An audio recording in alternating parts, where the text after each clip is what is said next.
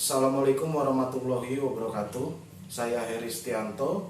Saya akan mengajar di SMK Via Medica kelas 10 dengan materi teks biografi pada hari Senin tanggal 12 Juni 2023. Terima kasih. Assalamualaikum warahmatullahi wabarakatuh. Waalaikumsalam warahmatullahi wabarakatuh. Oke, selamat pagi anak-anak. Pagi, Pak. Baik, sebelum memulai aktivitas dan proses pembelajaran seperti biasa, ada baiknya kita berdoa dulu. Silakan ketua kelas dipimpin untuk berdoa. Sebelum kita belajar, mari kita baca doa terlebih dahulu. Baca dalam hati mulai.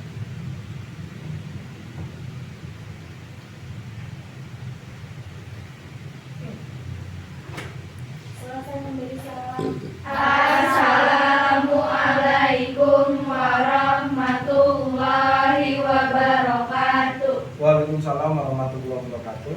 Baik, untuk hari ini kita akan melanjutkan materi ya terkait dengan pembelajaran bahasa dan sastra Indonesia ya. Tapi sebelumnya Bapak mau cek dulu kehadiran siswa yang ada di kelas 10 hari ini. Anggraini Nurrohma, Hadir, Pak. Bunga Aprilianti, Hadir, Pak. Clarissa, Izin.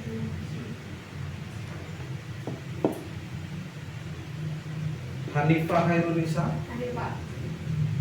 Jurianti Supriyadi, Hadir, Pak. Keisha Sihab, Hadir, Pak.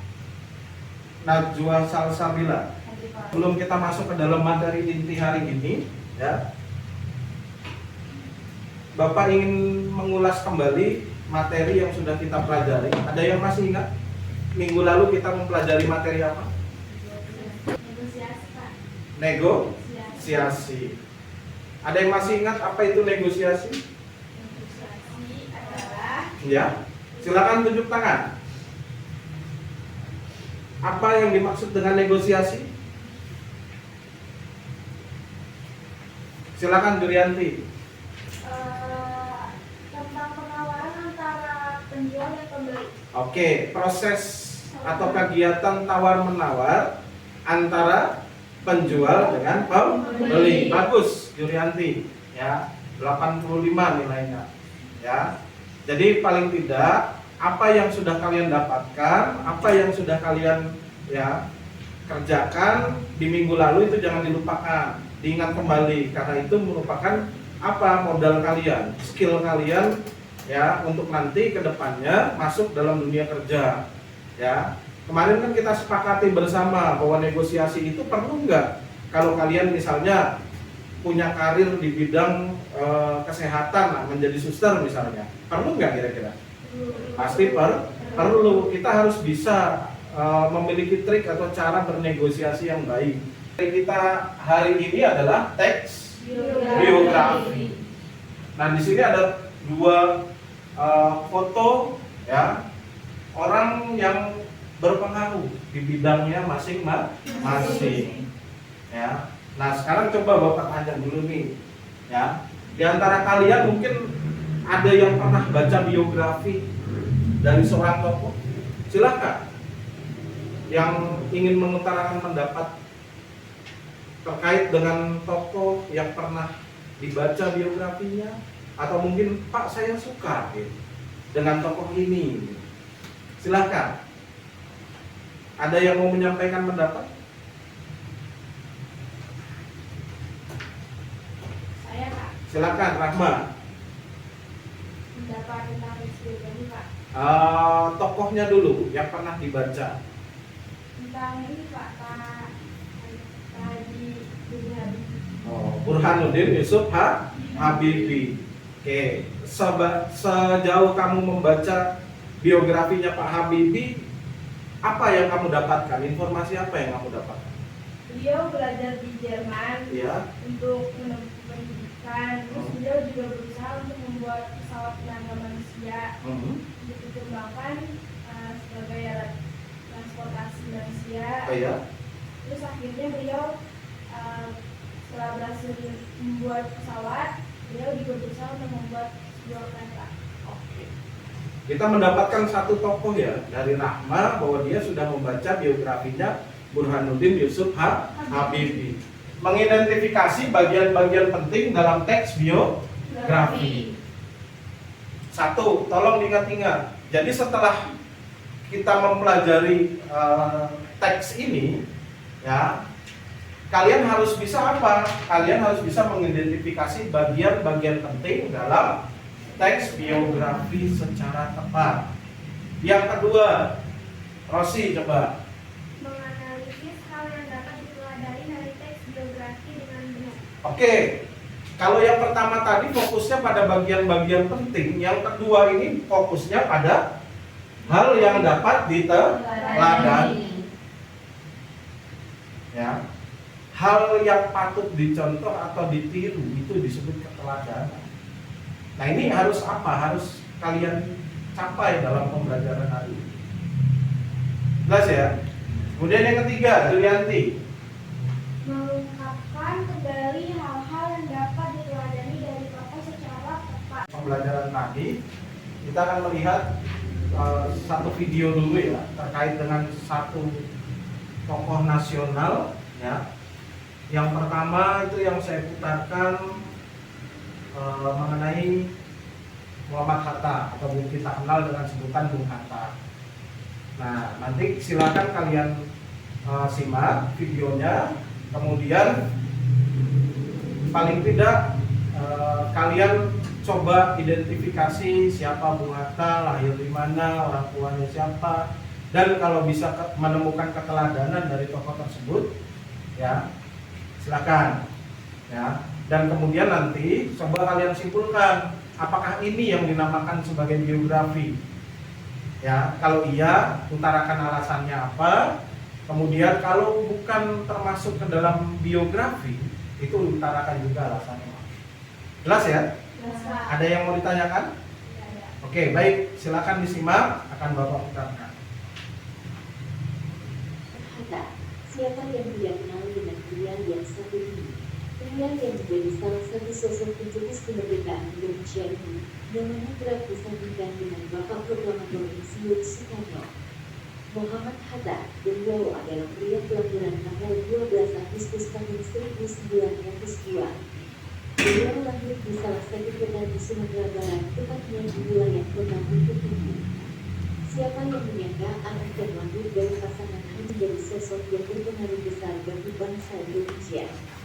Dr. Andes Haji Muhammad Hatta adalah wakil presiden pertama bagi negara Indonesia. Masa kecil Muhammad Hatta tumbuh di bawah pengasuhan ibunya Siti Salihah. Saat dia berusia 8 bulan, ayahnya Bapak Haji Muhammad Jamil pun meninggal dunia. Muhammad Hatta menjadi satu-satunya anak laki-laki di antara 6 saudara perempuannya saat itu. Muhammad Hatta tumbuh menjadi sosok pemuda yang memiliki ketertarikan kuat dengan organisasi pergerakan kala itu. Ketertarikan beliau telah terlihat semenjak dia duduk di New Grade Military School, sederajat sekolah menengah pertama. Saat itu, Muhammad Hatta memilih bergabung dan menjabat sebagai bendahara di Perserikatan John Sumatera Menpora. Hari demi hari semenjak bergabungnya Muhammad Hatta di Perserikatan, membuat dia berubah menjadi sosok yang kian disiplin dan penuh dengan rasa tanggung jawab. Dalam kesehariannya, Muhammad Hatta adalah orang yang memiliki ketertarikan kuat dengan cabang ilmu perekonomian. Namun, kecerdasan dan ketelitiannya membuat dia peka terhadap hukum dan isu politik yang beredar di Indonesia saat itu. Pendidikan Muhammad Hatta pun berlanjut hingga ke negara Belanda. Sekitar tahun 1932, beliau menyelesaikan pendidikannya di Nederland Handelsuniversiteit Rotterdam, Belanda, dan meraih gelar doktoratus besar dan memiliki andil dalam kancah politik di Indonesia saat itu. Pengaruh keilmuan masif membuatnya diakui sebagai bos utama pergerakan nasional di wilayah Eropa. Bukan hanya itu saja, kepiawaian beliau dalam berorganisasi juga sering membuatnya terpilih menjadi pembicara dari Indonesia dalam berbagai konferensi bertaraf internasional, seperti konferensi terkait permasalahan buruh hingga konferensi Liga Wanita untuk Perdamaian dan Kebebasan di Swiss. Dalam kesehariannya, sedang kecil beliau telah akrab dengan kegiatan membaca dan menulis. Bahkan, Muhammad Hatta adalah orang yang sangat rajin menulis artikel di harian nasional dan beragam majalah perhimpunan. Tentunya semua potensi ini tidak lepas dari kecerdasan linguistik yang beliau miliki yang telah dianugerahkan oleh Sang Pencipta. Sekitar awal Agustus tahun 1945, Muhammad Hatta dipercaya untuk menduduki jabatan sebagai Wakil Ketua Panitia Persiapan Kemerdekaan Indonesia, di mana saat itu yang menjadi ketuanya adalah Insinyur Soekarno. Setelah teks proklamasi kemerdekaan selesai dipersiapkan, tanggal 16 Agustus tahun 1945, keesokan harinya tepat tanggal 17 Agustus tahun 1945 yang berlokasi di Jalan Pengangsaan Timur, Jakarta Pusat, Insinyur Soekarno memproklamirkan kemerdekaan bangsa Indonesia kepada dunia. Dan keesokan harinya pada tanggal 18 Agustus di tahun yang sama, Insinyur Soekarno dilantik menjadi Presiden pertama Indonesia dengan didampingi Bapak Muhammad Hatta sebagai Wakil Presiden pertama Indonesia. Setelah Indonesia mengumumkan kemerdekaannya, pria yang akrab dengan panggilan Bung Hatta ini pun aktif sebagai pembicara di berbagai universitas di Indonesia. Bahkan tidak hanya sekedar sebagai pembicara, beliau juga berhasil meraih gelar Doktor Honoris Causa dalam bidang ekonomi dan hukum dari berbagai universitas di wilayah Indonesia. Aktivitas beliau pun kian berlanjut. Muhammad Hatta menulis buku ilmiahnya dalam bidang ekonomi dan koperasi. Di samping itu, Bung Hatta juga kerap memberikan bimbingan pada gerakan koperasi agar dapat mewujudkan cita-cita ekonomi koperasi yang ia miliki. Sudah? Ya. Jadi sebetulnya banyak tokoh lain yang bisa kalian simak ya, perjalanan atau kisah hidupnya ya.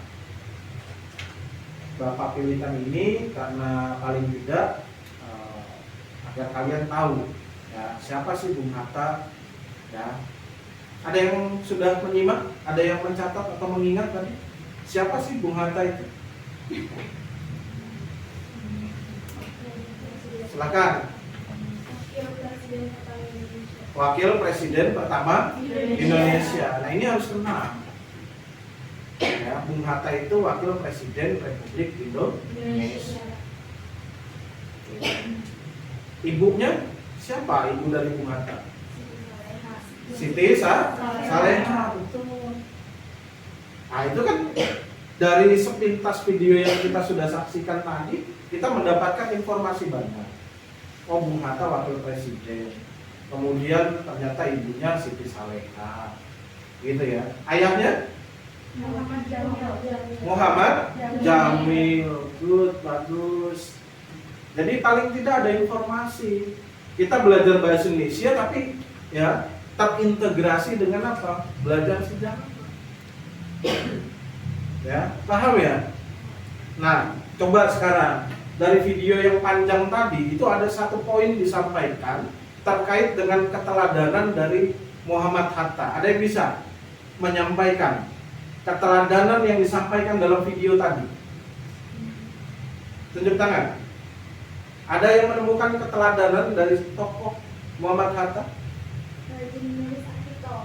Good, bagus. Rajin membaca dan menulis. Itu dasarnya.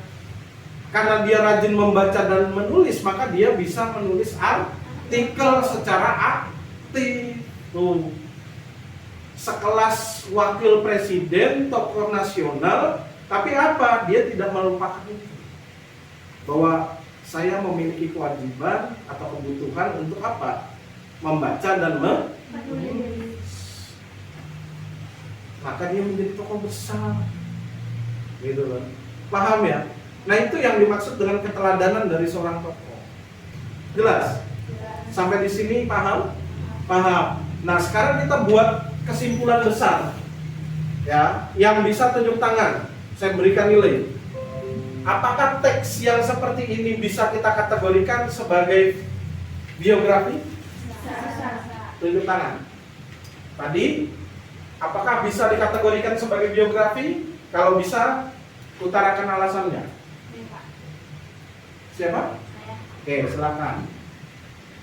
Bisa Pak, Ya, alasannya? karena dalam video tersebut menceritakan secara detail peristiwa yang dialami tokoh dan latar belakang pendidikan. Oh, 90 buat Rahma. Ya. Jadi kalau ada satu teks atau satu video, kemudian ini berisi perjalanan atau riwayat hidup seseorang tokoh, maka dia bisa dikategorikan sebagai biografi. Sampai di sini jelas? Paham?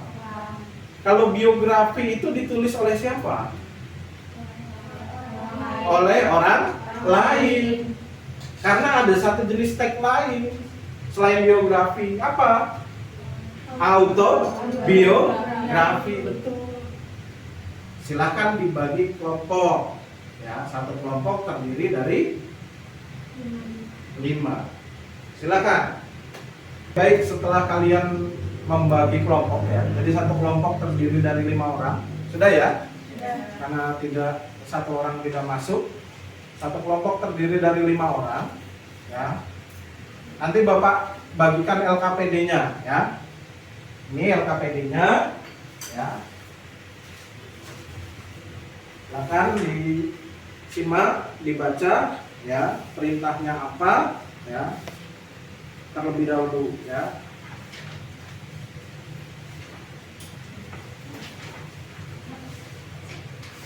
Silakan.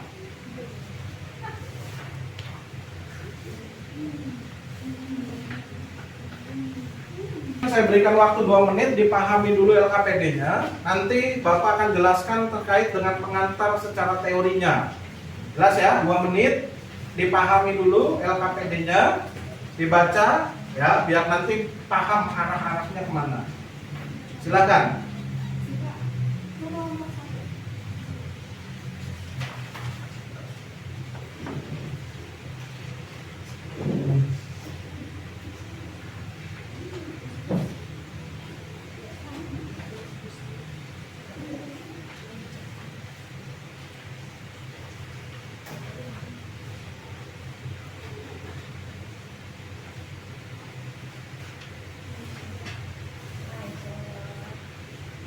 Sudah ya? Sudah dibaca? Ada yang mau ditanyakan terkait dengan LKPD-nya? Sudah jelas ya? Oke. Nah, sebelum kita melanjutkan ke LKPD, Bapak berikan penguatan terkait dengan teori. Ya, teks biografi, ya. Tadi kita sudah simpulkan bahwa yang dikatakan biografi itu adalah tulisan yang berisi riwayat hidup atau perjalanan hidup seseorang yang ditulis oleh orang lain. Nah, yang membedakan antara biografi dan autobiografi itu penulisnya. Jadi kalau autobiografi itu yang menulis tokohnya sendiri. Sampai di sini jelas ya? Paham ya? Oke. Nah, terkait dengan ciri-cirinya, ini mudah saja, ya. Ciri atau penanda bahwa suatu teks itu bisa dikategorikan sebagai biografi. Yang pertama, memiliki struktur baku. Strukturnya itu sudah ditentukan dalam teks biografi. Ya, ada 3, paling tidak adalah orientasi, kemudian ada kejadian-kejadian penting, kemudian reorientasi, gitu kan?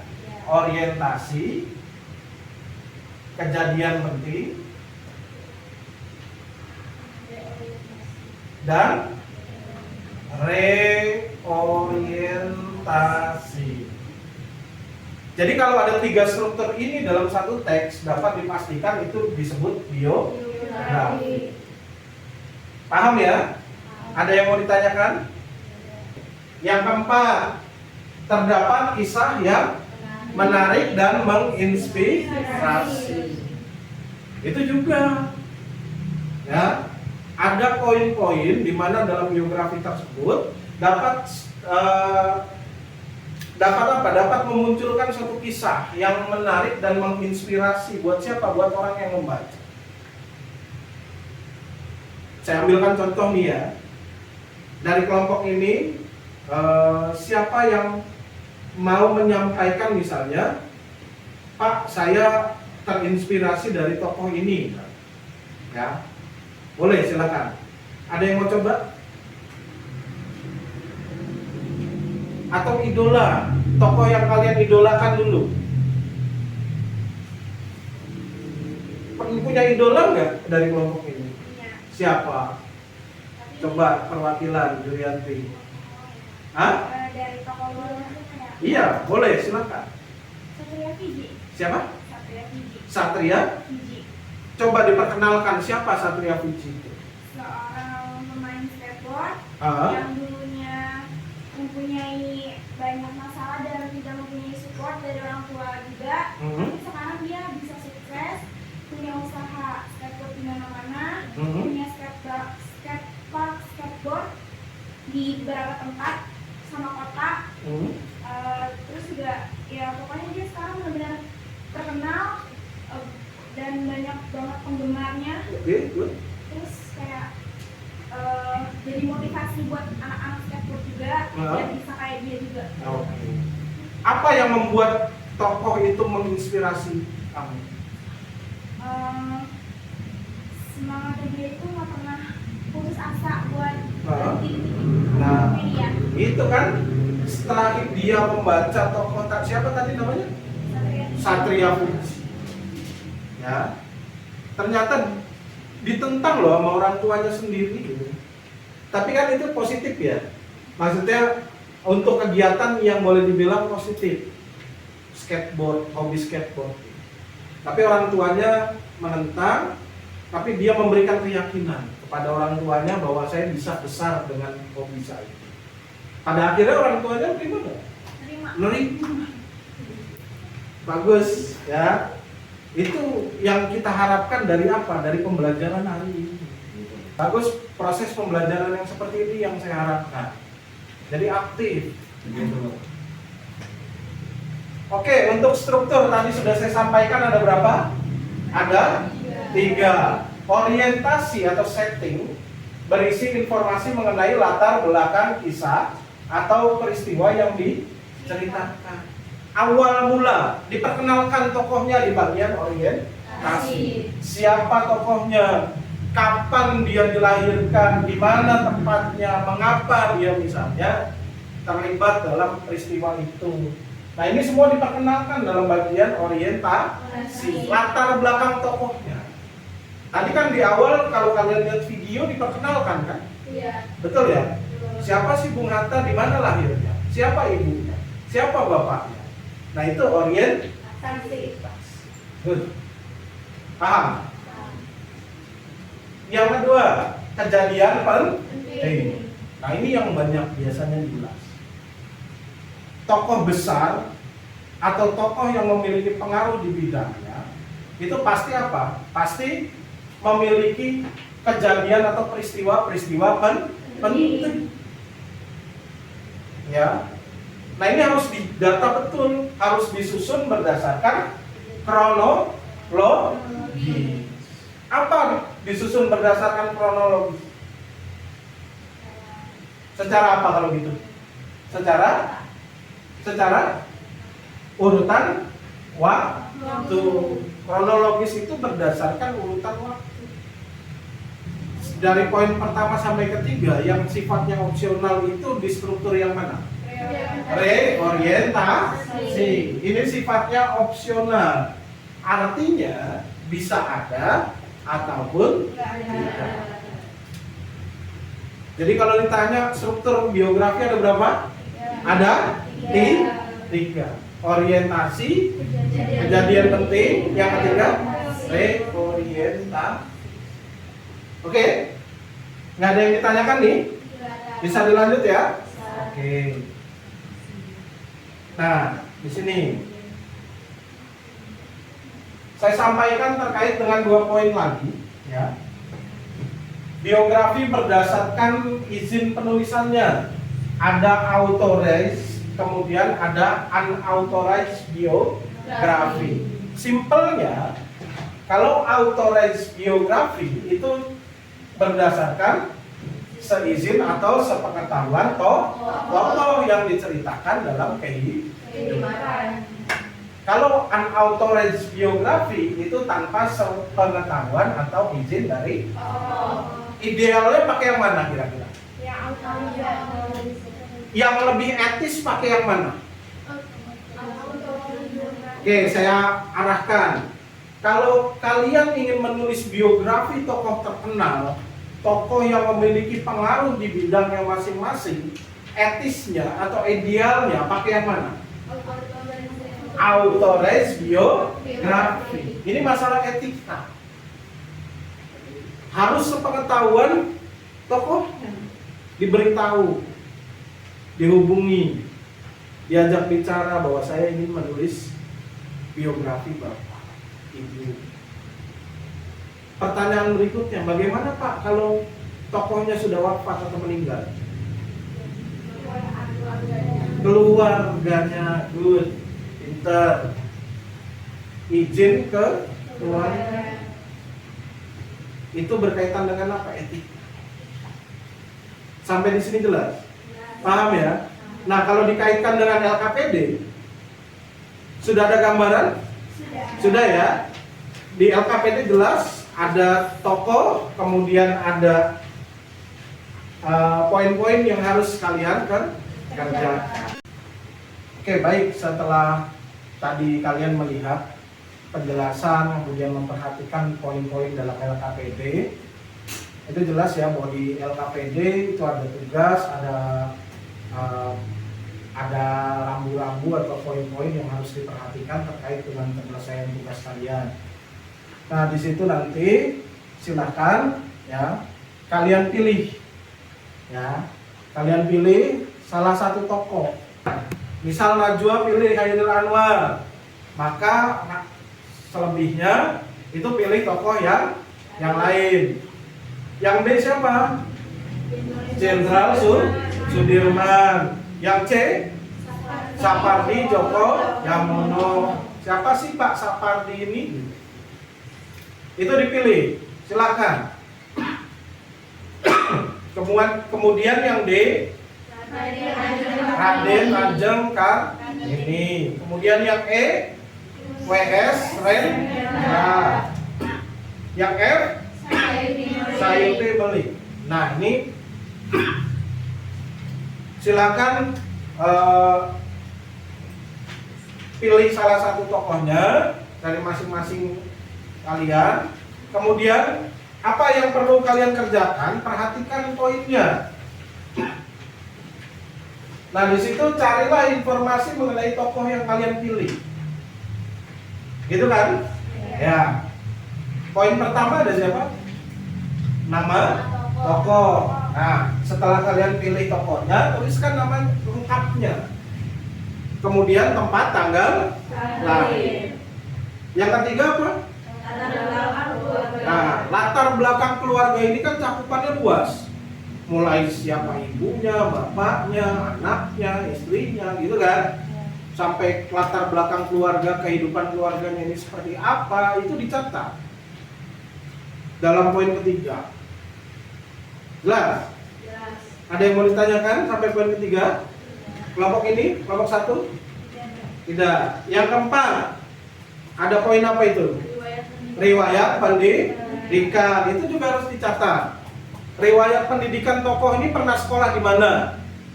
Kira-kira kalau diurut secara kronologis ya dari mana dulu? Tadi kan biografi harus disusun secara kronologis. Kalau mencatat riwayat pendidikan ini dari mana? Dari yang terendah. Kalau dia pernah TK, TK-nya di mana? Setelah TK, SD tahun berapa? Kemudian SMP dan seterusnya. Jelas? Kemudian permasalahan atau kejadian penting yang dialami tokoh. Ini tentu kalian paham. Ya, permasalahan atau kejadian penting yang dianggap penting. Ya. Kemudian poin 6 harus ada hal yang dapat diteladani dari tokoh tersebut yang kalian pilih. Sampai di sini jelas? Kelompok 2? Jelas. Kelompok 1? Ada yang mau ditanyakan? Tidak ada, silakan dikerjakan.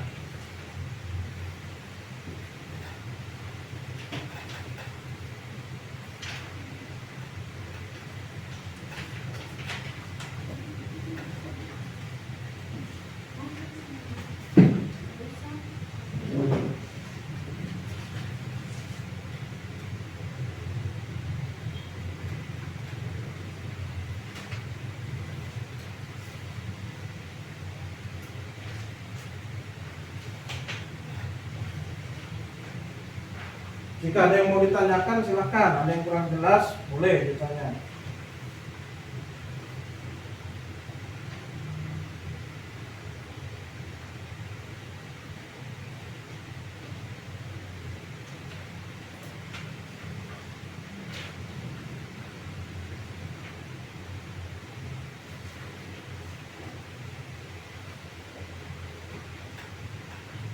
Ini Najwa pilih siapa tokohnya? Saya Timoli. Ini bunga Sandra. Ini Rama Raden Ajeng Kartini. Si Kesha ya Raden Ajeng Kartini. Tadi udah kamu ya? Oh Siva. Sama berarti dong. Ya? Diganti. Sapardi Joko. Ini Anggra ini? Oke, Airin Anwar. Dipergunakan gadget atau handphonenya, silakan dimaksimalkan, dicari informasi ya di perangkat masing-masing. Assalamualaikum warahmatullahi wabarakatuh. Waalaikumsalam warahmatullahi wabarakatuh. Di sini saya akan mendiskusikan biografi tentang tokoh Raden Ajeng Kartini. Yang pertama, nama lengkap tokoh tersebut adalah Raden Ajeng Kartini Jojo Adiningrat. Tempat tanggal lahirnya adalah di Jepara, 21 April 1879. Latar belakang keluarganya adalah Raden Ajeng Kartini lahir dari keluarga priai atau bangsawan Jawa di Jepara. Ayahnya bernama Mas Adipati Aryo Susulingrat, adalah bupati di Jepara. Ibunya bernama M.A. Nasirah, putri dari Nyai Haji Siti Aminah dan Kiai Haji Madirono. Dia adalah seorang guru agama di Teluk Awur, Jepara. R.A. Kartini adalah anak keempat dari 8 bersaudara. Riwayat pendidikannya adalah R.A. Kartini memperoleh pendidikan lantaran mewarisi darah bangsawan dari ayahnya. Ia disekolahkan di Europe Regular School hingga 12 tahun sembari mempelajari berbagai hal, termasuk bahasa Belanda. Ia hanya belajar 12 tahun saja karena tradisi saat itu mengharuskan perempuan harus tinggal di rumah untuk dipingit. Dari situlah perjuangan R.A. Kartini dimulai selama tinggal di rumah dan ia belajar sendiri. Permasalahan atau kejadian penting yang dialami tokoh adalah R.A. Kartini dengan adanya budaya patriarki, di mana ia merasa keinginannya untuk maju dalam hal pendidikan dihalangi oleh pandangan masyarakat yang turun-temurun yang dianut. Ia berkirim surat pada teman-teman di Belandanya. Dalam surat itu berisi keluhan tentang kehidupan wanita pribumi yang sulit maju setelah dinikahkan dengan KRM Adipati Aryo Singgi Jojo Adiningrat dan didukung. R.A. Kartini berniat menjadi guru dan mendirikan sekolah wanita di komplek kantor Bupati Rembang. Setelah meninggalnya pada tanggal 17 September 1904 pada usia yang 25 tahun, berdasarkan surat-surat Kartini yang disusun, maka diciptakanlah buku yang berjudul Hadis Gelap Terbitlah Terang. Karena jasanya R.A. Kartini yang memperjuangkan hak wanita untuk belajar. Hal yang dapat diteladani dari tokoh adalah Raden Ajeng Kartini tidak membangkang atau melawan orang tuanya dan dalam meredam egonya untuk tetap patuh pada orang tuanya. Di sisi lain, ia tetap berusaha untuk menggapai cita-citanya, menghormati orang lain dan bisa menghargai orang lain, dan rela berkorban untuk tidak mementingkan kepentingan pribadinya dibandingkan untuk tetap mementingkan kepentingan pribadi, untuk tidak mementingkan kepentingan pribadi, untuk dan tidak lupa untuk belajar. Terima kasih. Oke, tepuk tangan. Oke, baik, dari tadi yang disampaikan oleh teman kalian ya, atau dari Rahma ya. Mungkin dari kelompok lain ada yang ingin memberikan tanggapan atau pendapat, silakan. Silakan. Ada yang kurang nggak dari yang disajikan atau ada yang ingin ditanyakan? Silakan. Silakan ditanyakan di sana. Kenapa era Kartini membuat buku yang paling surat terbit belakangan? Bisa dijelaskan? Karena buku tersebut itu berisi tentang surat-surat Kartini yang memperjuangkan hak wanita untuk belajar. Oke, baik, setelah tadi kita melakukan kegiatan menyelesaikan tugas terkait dengan teks biografi, maka kita masuk kepada tahap terakhir, yakni paling tidak kalian bisa menyimpulkan terkait dengan pembelajaran hari ini. Gitu. Silakan, di antara kalian ada yang ingin menyimpulkan pembelajaran di hari ini? Silakan tunjuk tangan. Saya Pak. Ya, silakan. Ya. Kesimpulan dari pembelajaran hari ini.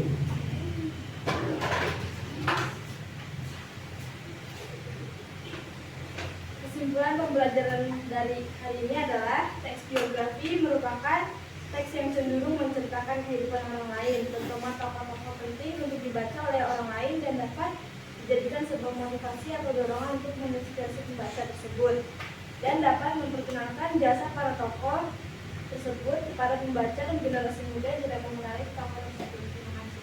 Oke, tepuk tangan untuk. Oke, paling tidak poinnya bahwa dalam mempelajari teks biografi tadi kita bisa mendapatkan suatu keteladanan dari seorang tokoh, ya, baik itu tokoh nasional ataupun tokoh dunia.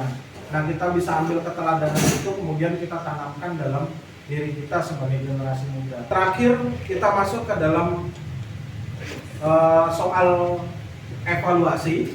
Jadi seperti biasa soalnya itu di kuisis. Silakan dikeluarkan handphonenya, ya. Ada 5 soal, ya. Nanti silakan kalian jawab. Bapak akan bagikan linknya itu di grup, ya. Nanti tinggal kalian klik, kemudian kalian kerjakan. Di sana ada durasi waktunya. Jelas ya? Oke, baik. Sudah dikeluarkan handphonenya, gadgetnya? Ya.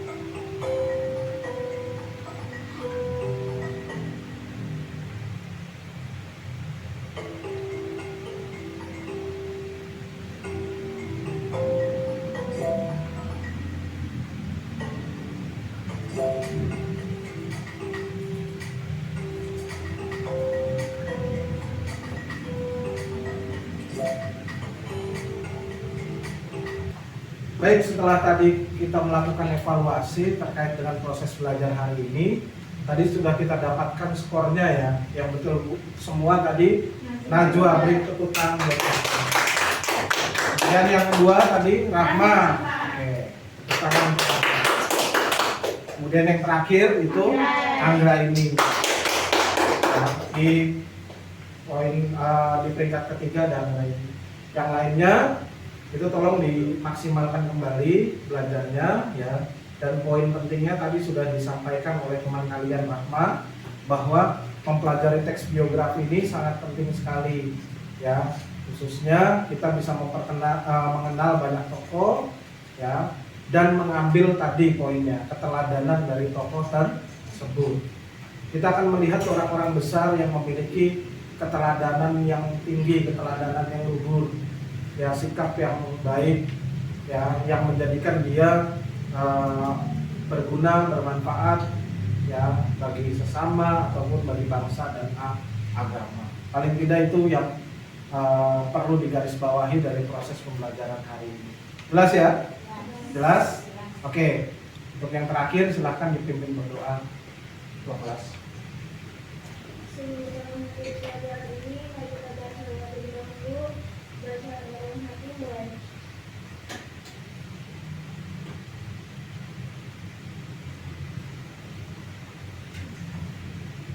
Selesai minggu salam. Assalamualaikum warahmatullahi wabarakatuh. Waalaikumsalam warahmatullahi wabarakatuh. Oke, makasih.